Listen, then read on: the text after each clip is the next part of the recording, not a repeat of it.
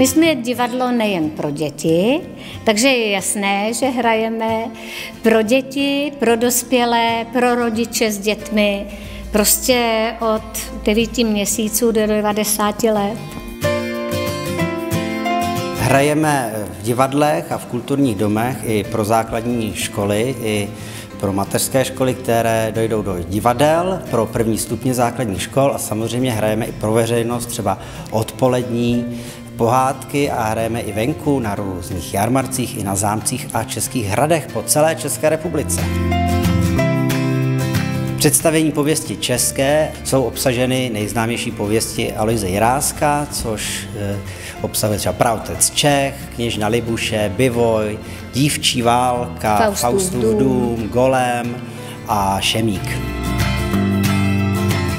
Samozřejmě máme i klasické pohádky, jako je Šípková Růženka, Čert a Káča, O Popelce, Princezna se zlatou hvězdou a při těch pohádkách se baví jak děti, tak i dospělí. Všechny naše představení jsou plné hudby a písní, při kterých děti jsou zapojovány a to se jim moc líbí, že při našich představeních děti jenom nesedí, ale spolupracují s náma dokonce i dobrovolně a v našich pohádkách a představeních se i zahrají na jevišti.